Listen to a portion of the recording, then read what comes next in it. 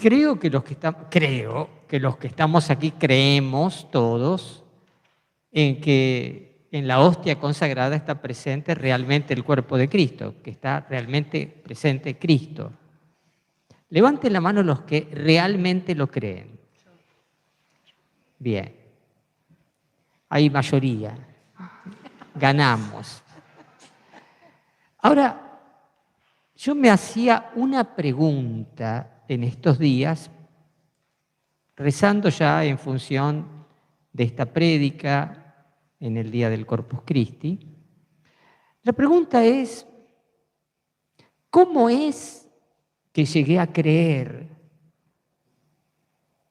yo algo que desde el punto de vista humano es tan inverosímil?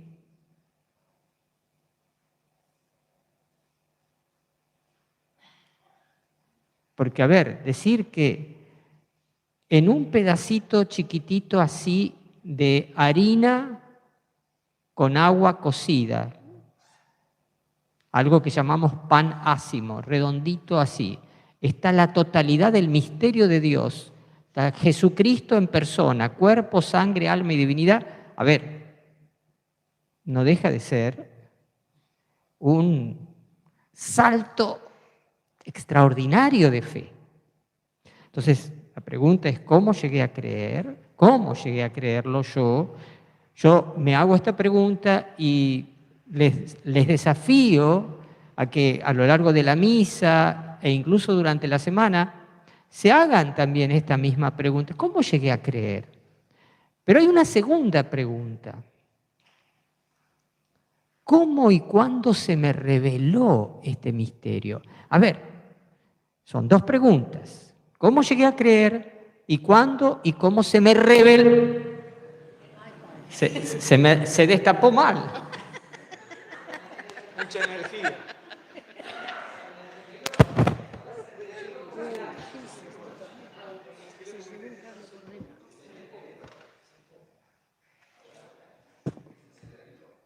Bueno.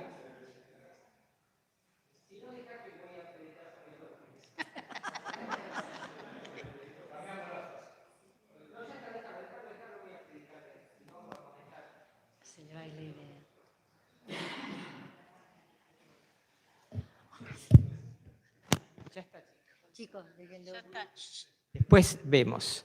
La pregunta es, ¿qué significa? La diferencia entre creer y revelárseme es la siguiente. Creer, de alguna manera, es asentir al valor de las palabras. Yo asiento a que estas palabras significan determinada realidad y creo que esas palabras dicen la verdad de esta realidad. Pero que se me revele es pasar de las palabras a la realidad misma. De repente, las palabras evocan una experiencia, pero la revelación realizan esa experiencia en mi alma. ¿Cómo llegué a creer y cómo se me reveló? Son dos preguntas. Algunos de los que están aquí creen todavía, pero tal vez no se les ha revelado. Revelado con B corta, no con B larga. Ahí el aparatito se reveló con B larga recién, ¿eh? De rebelión. Pero revelar con B corta es revelación. Pues bien, yo voy a compartir algunas de las cosas que me mostraba en mi oración el Señor dándome una respuesta. Empecé a pensar, a recordar, primero, ¿cuál es el primer contexto que influye en los niños? ¿Cuál es? ¿Qué es lo primero? ¿Quiénes son las primeras personas que te influyen en tu vida? Tus padres. Bueno, la primera respuesta es mis padres. Yo veía a mis padres chiquititos, íbamos a misa, yo tendría 3, 4, 5 años, ya desde que empecé a tener conciencia, ellos llegaban a la iglesia, llegaban conmigo. Yo me sentaba, miraba el techo, me gustaba mirar el techo porque había pinturas en el techo que me llamaban la atención, y ellos se arrodillaban. juntaban sus manos, rezaban un ratito, después se sentaban.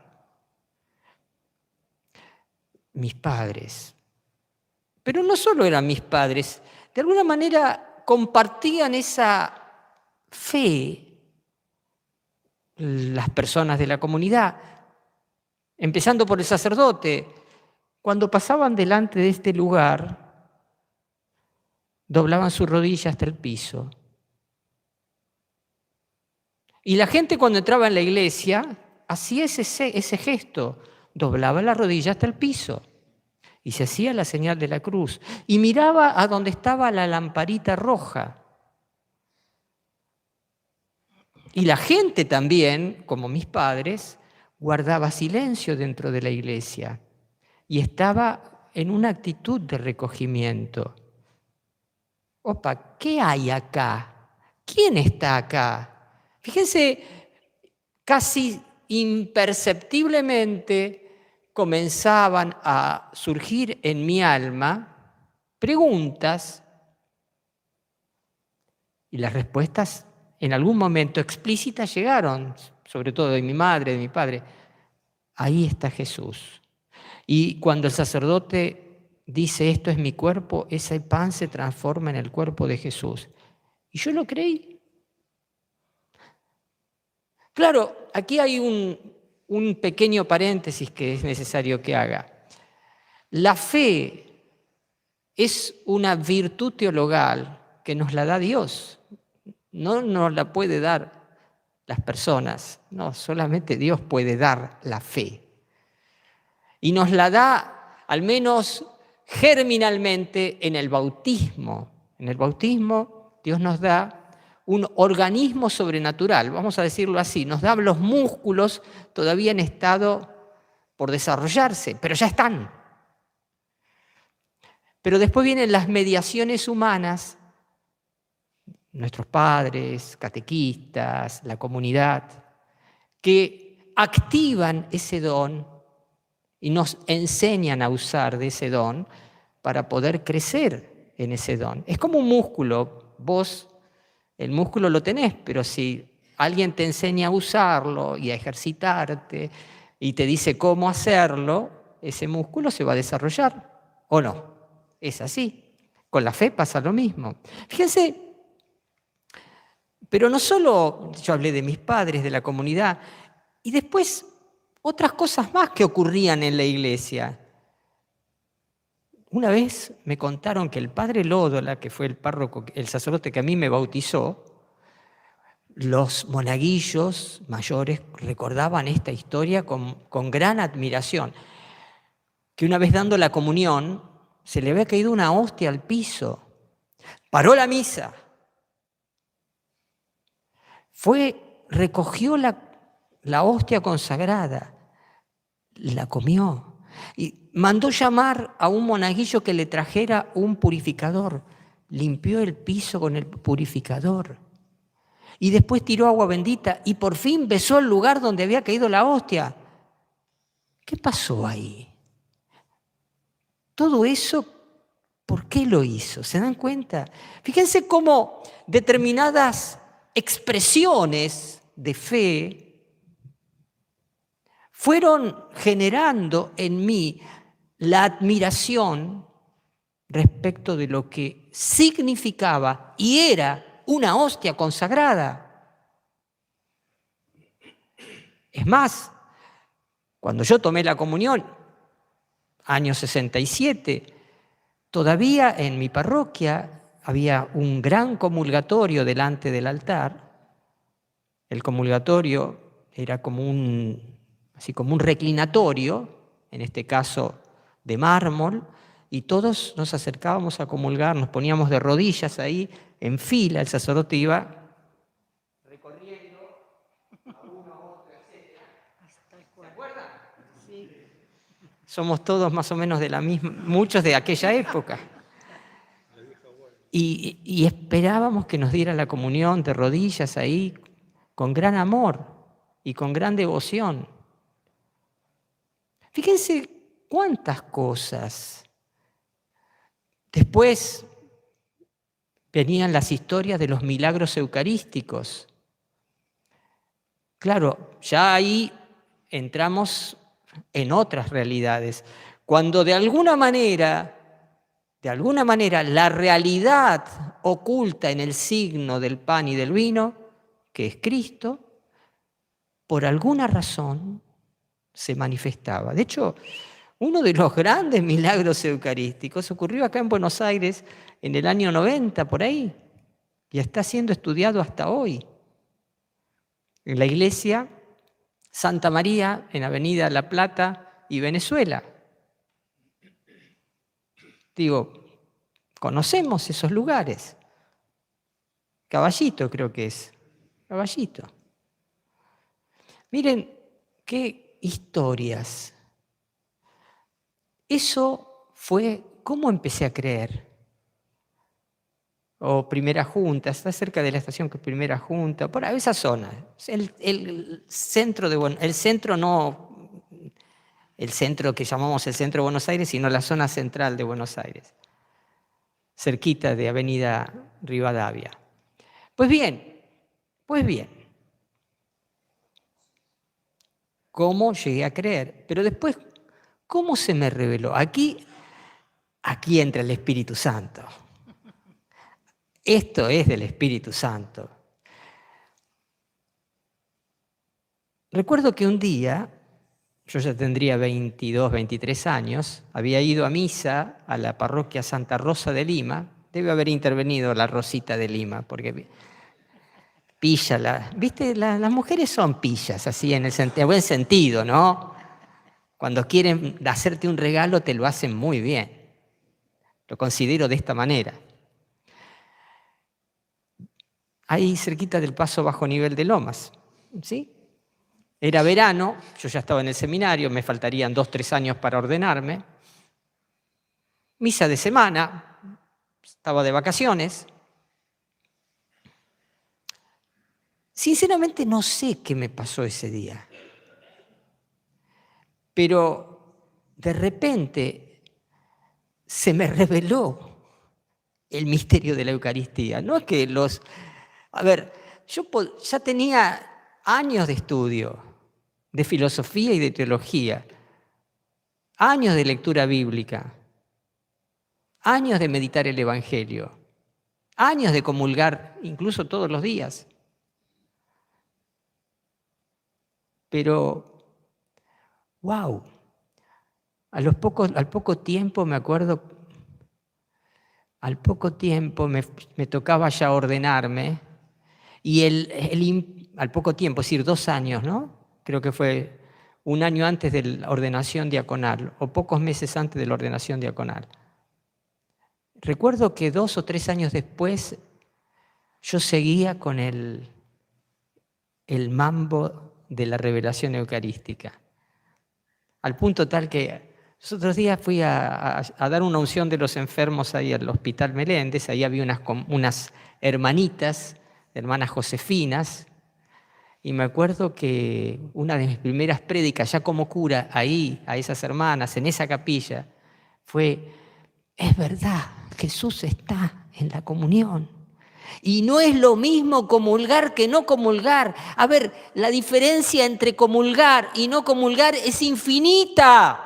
Si Dios es infinito, si vos recibís al infinito en la comunión, la diferencia entre recibir al cuerpo de Cristo y no recibirla es infinita. Es un abismo inmenso. Y hay millones y millones de católicos que nunca comulgan, no porque estén impedidos, sino porque la misa es aburrida y porque... ¡Qué triste! Ayer encontré las fotos de primeras comuniones del 2013, 14, 15, 16, 17, 18 y 19, que me regalan de todos los grupos. Y empecé a mirar y se las mostraba a las catequistas.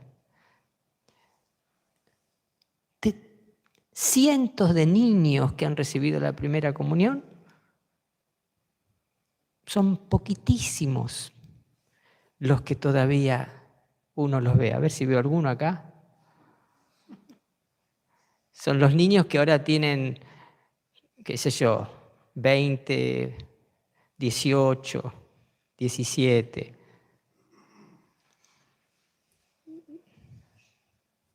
¿Dónde están? Pero fíjense, tal vez crean que está presente Jesús, pero no se les reveló. Y lo que pasa es que para que se te revele, si bien es una gracia del Espíritu Santo, creo que el Espíritu Santo nos hace un poco transpirar la camiseta antes, algo. ¿Viste? Porque si no sería como, ¿viste? Como, a ver, si vos tenés un hijo y ponele que tenés un hijo y podés regalarle un auto cuando cumple 18 años, ¿no? Que a veces, si vos le vas a regalar un Mercedes-Benz 0 kilómetro a un hijo de 18 años, aunque tuvieras la plata para regalársela, ni en pedo. Perdón. Que transpire la camiseta y que crezca un poco, ¿no?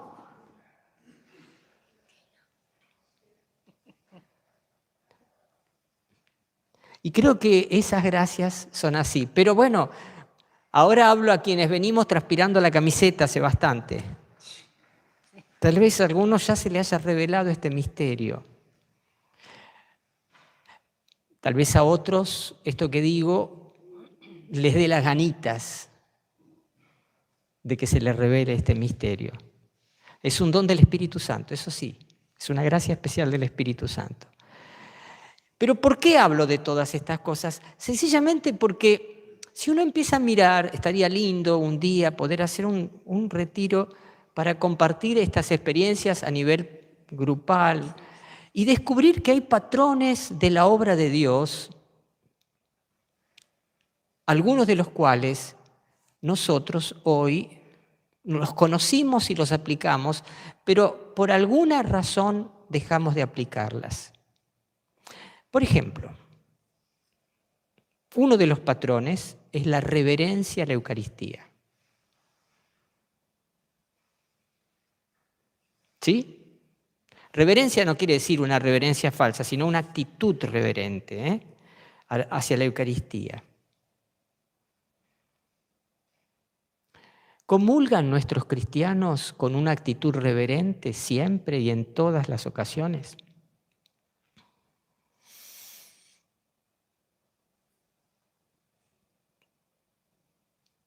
Yo les voy a decir, todos no.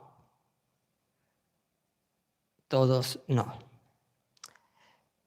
Y ojo, no es que comulgar con la mano no pueda hacerse de manera reverente. Al contrario, hay personas que... Pero muchísimas personas, desde que comulgan en la mano, perdieron la actitud reverente. Y eso, fíjense, las comunidades contagian fe o contagian cualquier cosa. La Iglesia nos enseña a comulgar con la mano y nos dice que tenemos que velar hasta que no quede ninguna partícula en la mano y que si queda tenemos que llevar la palma de la mano a la boca para que no quede ninguna partícula después de haberla tomado con la mano derecha y llevada. Y hay personas que agarran las formas eucarísticas como si fuera un cacho de pan cualquiera. Digo, los silencios y la actitud de oración frente a Jesús en el templo. A veces nuestros templos son un cotorrerío, de verdad. Sí, ¿por qué? Porque nos gusta encontrarnos, porque tenemos cosas para decirnos, porque somos hermanos, porque sí, eso está muy bien. Pero el cotorrerío no ayuda a la devoción. Ejemplo, ¿no? No estoy ahora tirándole las orejas a nadie, por Dios, estoy hablando de un contexto generalizado, bastante generalizado.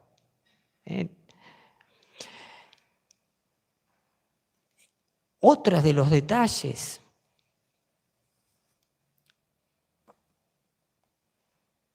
contagia fe comulgar y ver a la gente que comulga, pero también gente que se abstiene de comulgar. A nosotros, claro, yo sabía que había veces que uno no podía comulgar y que debía confesarse primero. Ponele.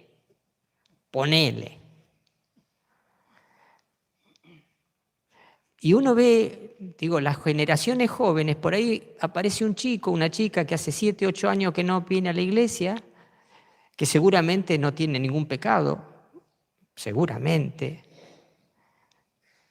y viene a comulgar como si hubiera comulgado ayer. Total, es gratis, ¿no? ¿Reparten algo? ¿Vamos? Sí, reparten, vamos, vamos. Todo el mundo, vamos. Fíjense que, a ver, no estoy echando culpas a nadie, porque el primero que tendría que hacer un mea culpa soy yo. Porque claro, siempre pasa de un lado a otro. Hace 30 años, 20 años decíamos en una primera comunión, miren, no puede comulgar tal, las condiciones para... Ahora nunca decimos nada y pensando que así hacemos un bien. Y en la práctica, porque la reverencia también se expresa en la distancia. La reverencia es una forma de conciencia de la distancia y de la magnitud del otro. Eso es la reverencia, fundamentalmente. Después eso se puede expresar físicamente, mentalmente, de alguna manera. Pero digo, para pensarlo, ¿no? Yo, ¿qué pretendo con esto? ¿Que alguien deje de comulgar? No. Pretendo decir, Señor, mostranos cómo nosotros llegamos a creer. Mostranos si tuvimos la gracia de que se nos revelara el misterio en toda su verdad. ¿Cómo? ¿A través de qué procesos? ¿De qué caminos? ¿De qué maneras? Porque somos nosotros responsables como comunidad cristiana, hablo a esta parroquia, pero hablo de la iglesia, somos responsables de la fe eucarística del futuro. Y digo, y con esto termino, sí, nuestros niños y jóvenes no ven valoración, pero expresiva de la Eucaristía en nosotros, ¿ellos qué van a pensar? Que, bueno, es una cosa cualquiera, es una cosita que te regalan ahí gratis. Qué lindo, es lindo, sí, chiquitito, sí, no tiene gusto a nada. Pero ¿valdrá la pena comulgar, estar en gracia de Dios, buscar a Dios? Son preguntas que me hago.